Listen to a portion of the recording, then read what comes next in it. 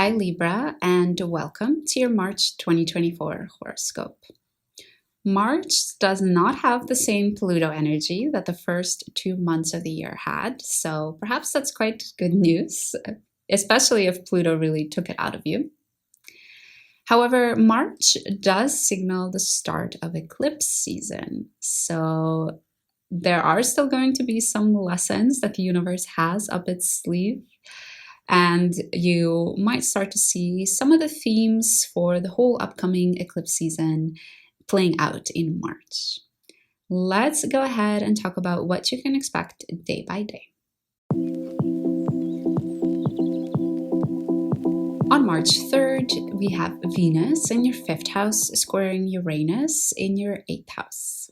You might have been spending a lot of time and attention on having a good time, pursuing your hobbies, eating amazing food, having fun with friends.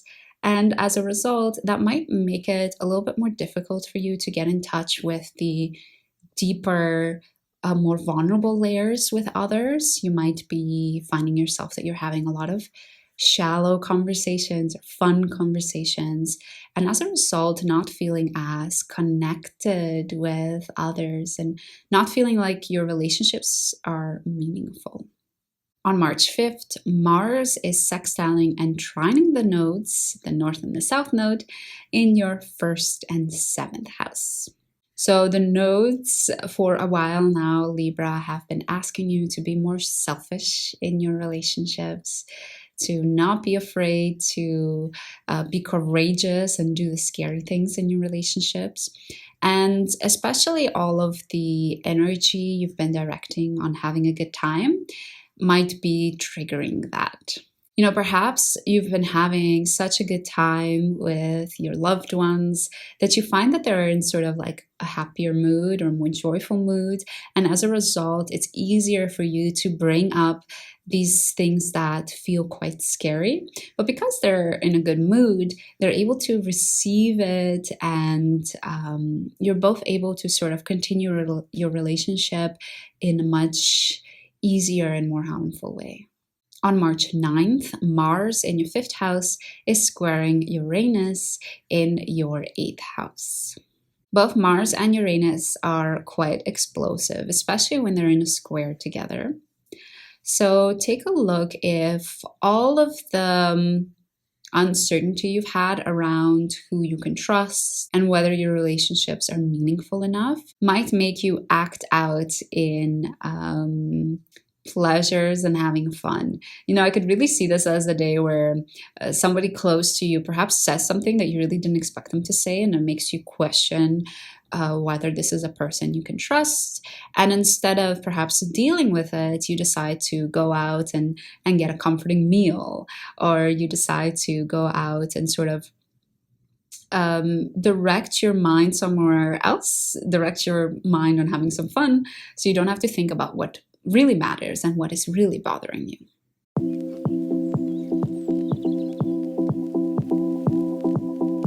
On March 10th, we have a new moon in Pisces in your 6th house.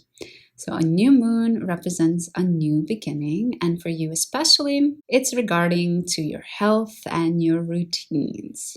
And because we have Saturn that's part of this new moon, this is a serious new beginning. So perhaps you're adding some structures into your health and routine, saying that you're going to get up at 5 every day and exercise, or perhaps saying that you are going to eat vegetarian throughout the week, for example. Anything that sort of adds some structure and routine into your day-to-day life. And because this new moon is happening in Pisces, I encourage you to follow your intuition around this new moon. If you have an inkling that you want to add something in your routine and that it might be a good idea and might have a good influence on you, then go ahead and do it. Follow that inner feeling. On March 11th, Venus also enters your 6th house and enters Pisces. So you are looking at ways that you can beautify your routine and your health. So we gave the example earlier that you're getting up at 5 a.m. and that you are exercising in the morning. Now that Venus is entering your house of work and health, you're taking a look at ways. Maybe when I do my workouts, I can have some candles lit up. Or maybe after I do my workout, I can reward myself with putting on my favorite lotion on my body. On March 20th, the sun enters Aries, or your seventh house. So this is the astrological new year because we're starting off with the first sign of the zodiac, which is Aries. Slowly, even though you still have a lot of energy in your sixth house, so you're really quite focused on the day-to-day grind, slowly with the sun entering Aries, we see this shift into your relationships and slowly starting to also focus on your relationships, and especially eclipse season with the nodes is going to direct even more focus into that with the end of March and also into April as well. So this means if you feel a little bit blah and you don't feel like so excited about things anymore, this is because you probably need to focus a bit more on your relationships. When you do that, you'll feel the sort of aliveness come back into you. On March 21st, Venus is conjunct Saturn in your sixth house. Venus and Saturn will both have an effect on each other. Remember, we gave the example earlier that Saturn in your sixth house is perhaps you establishing a routine of getting up at 5 a.m. and exercising. And now that Venus is touching Saturn, it's asking, hey, can we be a little bit less rigid? Can we be a bit more fluid and beautiful with this? And one of your responses to that might be, for sure. Maybe my routine will be loosened up, and on weekends, I will not get up at 5 a.m.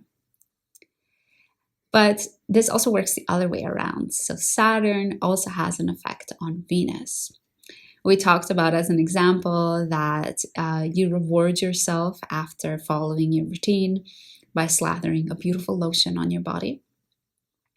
But Saturn asks you, is that really a meaningful way to reward yourself and a meaningful way to show yourself that you appreciate the routine you're sticking to? And Venus might say, actually, I don't think it is.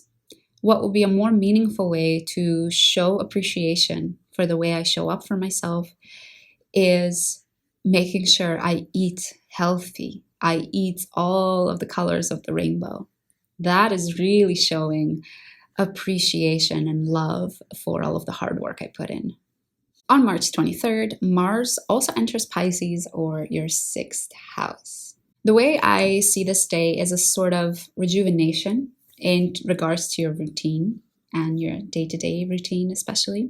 With all of the insights that you just had with the Venus and Saturn conjunction, you might feel especially excited, especially ready to go, energized to put those insights into action. And Mars is going to make that a lot easier for you. On March 28th, we have Venus in your sixth house sextiling Jupiter in your eighth house.